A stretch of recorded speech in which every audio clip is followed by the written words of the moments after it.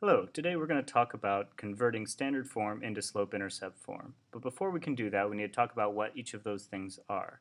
Now, standard form is the equation of the form ax plus by equals c, where a, b, and c are all real numbers.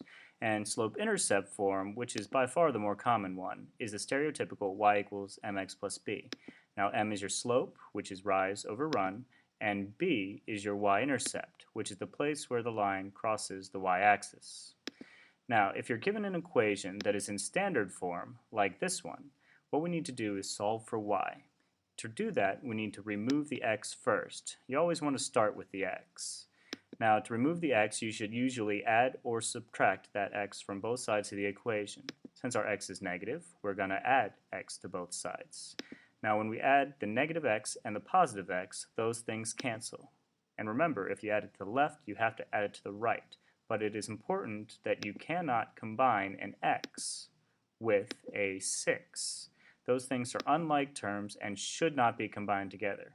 Now we are left with the new equation, 2y equals x minus 6. It's still not in slope-intercept form. We have to remove the 2. That says 2 times y, so to remove it, we need to divide.